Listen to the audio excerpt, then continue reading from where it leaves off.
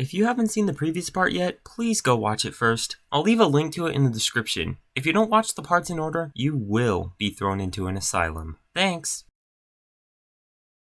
Layer 2. Tip of the iceberg. Layer 2 consists of more very well-known entries, though these entries require looking at a couple more videos or having some general knowledge of the Marble Race community.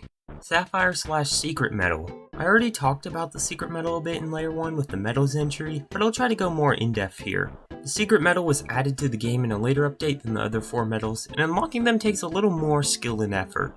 When it first came out, Cry called it a Sapphire Metal, but now he stated how that's pretty inaccurate to the design of the metal. No one other than me in the old Iceberg video has called it a Sapphire Metal in over a year. As the entry name states, everyone now refers to it as a Secret Metal. Compared to the other metals, the Secret Metal has a purple glow effect and a star-shaped incision in the middle. The Secret Metal is also slightly smaller than the other metals so that the glow effect is more visible. If you get all the Secret Metals in the Colors campaign, you unlock the Hamster Ball skin, which is a very neat reference. Now we just need the Marble Madness marble. Marble game remakes and Marble Race. Many of the most famous levels and campaigns in Marble Race are recreations of other marble racing games, such as Hamster Ball and Marble Madness. There have also been other remakes of levels from Marble Blast and Slick Ball. I have big respect for people who are able to recreate levels almost perfectly. I could not do that without getting bored really quickly. While the editor is pretty flexible, the levels aren't truly perfect because of differing game engines, but it's as close as we can get. Menu changes colors. This entry is just a nice detail I appreciate. Instead of just being one color throughout the whole game, the menu will change colors depending on your progress throughout the Colors campaign. The worst part of this feature is that once you finish the Colors campaign, you're rewarded with this drab, ugly gray menu. I wish there was a way to be able to choose your menu color out of all the ones you unlocked. Light blue all the way, baby! Multiplayer Weird Collision. In the olden days of Marble Race, the marbles and bowling balls would all collide and bounce off each other like you would expect them to. But one day they all bounced off each other at rapid velocities, no matter how little or much you touched your fellow living spherical buddies. I don't know why this change was made, but soon after that, it changed again to just collision not working at all. This has rendered bowling balls redundant and made arenas a snooze fest. No one really talks about this, but I do really hope it gets back to normal soon. Please, I need my arenas. In-game leaderboards. After selecting a level, a loading icon will appear on the right side of the screen. This is the in-game leaderboards. It's only programmed to work with the Colors campaign, but maybe in the future it'll work for all levels. Leaderboards really make the game a lot more competitive, so this would be a very good idea to add universally. I used to have a lot of top 10 records, but now I only have a couple. How much free time do you people have?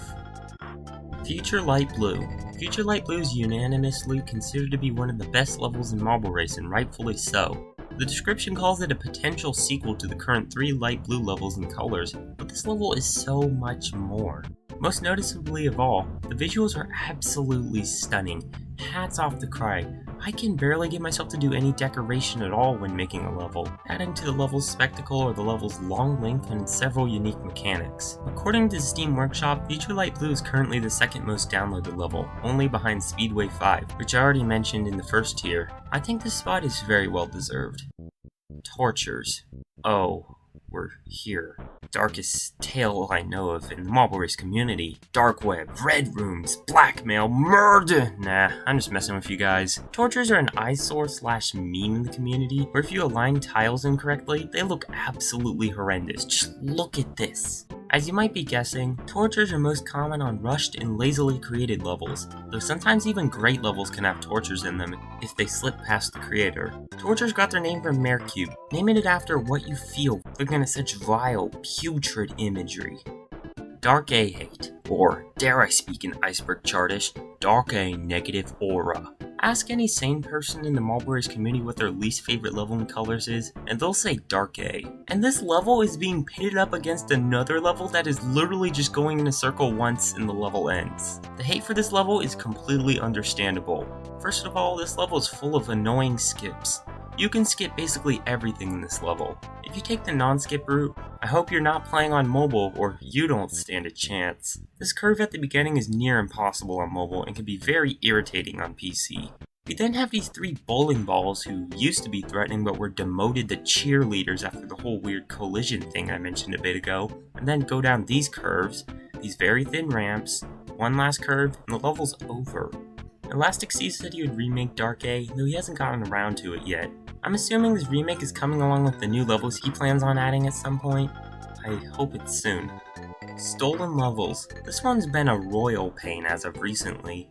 Stolen levels are downloading a level made by someone else and then uploading it to the workshop under your own name. I really don't know why people do this. The community is small enough to know instantly that the level you uploaded has already been put up by someone else before. And sometimes the level stealers are so lazy that they don't even change the creator's name in the title of the campaign. Oh, I wonder who made Cry's Pack. Who knows? Some people believe that stealing levels is just an accident, but you have to go through multiple buttons and obvious checks to upload the level. Who is stupid enough to click the upload button, look over to upload settings, click check, and go, oopsie daisy, I did a goof and uploaded the level?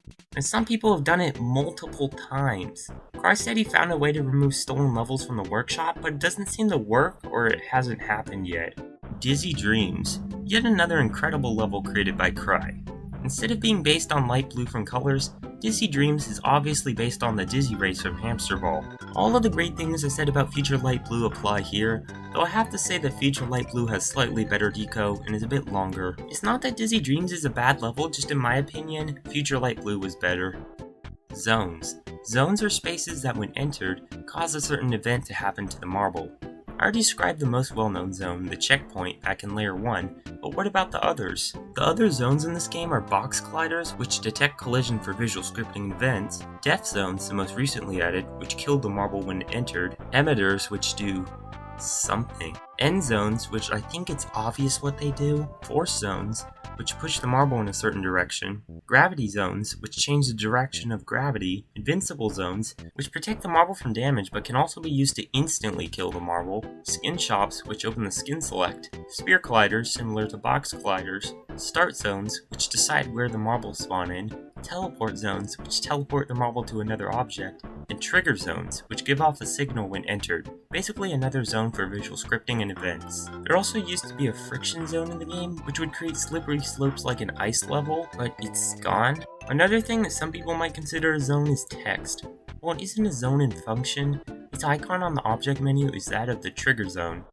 Carnivilla. Yet another famous level made by a famous creator, this time being Mercube. In comparison to Light Blue and Dizzy Dreams, Carnivilla is a bit older and is only about a minute to a minute and a half long instead of 2 to 3 in a casual playthrough. But I mean, look at the decoration of this. How long did this take? This is insane. The gameplay is also pretty good. Overall, a very well made level, and it currently has the number 6 spot in popularity. Discord server. You might have heard me mention this a couple times already, but Marble Race has a Discord server. Though it's not as active as it used to be, there's still some conversation from time to time. If you ever want feedback for a level you're making, want to see updates on other people's levels campaigns, or just want to chat about the game to other players, the server is for you. In fact, the Marble Race Discord server was the first Discord server I ever joined, around the time my old YouTube account reached 100 subscribers. Triggers. This entry isn't really necessary since we already covered triggers in the zones entry not too long ago, but triggers are dark blue zones that when touched, send off a signal to whatever objects are programmed to receive it. They are very important for getting stationary objects to interact with the player. One of its most common uses is creating a button, where you place it on the button, and when it's pressed it sends the signal to the other objects and slithers back into the floor or wall. There's really not much else to say. Tube Marathon, yet another very famous level made by Cry. This time, the level is based on the tube race from Hamster Ball, which Cry has said is one of his favorite levels in Hamster Ball, which is very evident in his works. All the great things I said about the other famous standalone levels in this tier apply here. The most memorable part of this level is definitely the pool balls all gathered at the end. They're a nice detail, and if you bully them into the pipe at the end of the level, they decide to turn on their hacked clients and no-clip into the bottom of the pipe. Nasty cheaters.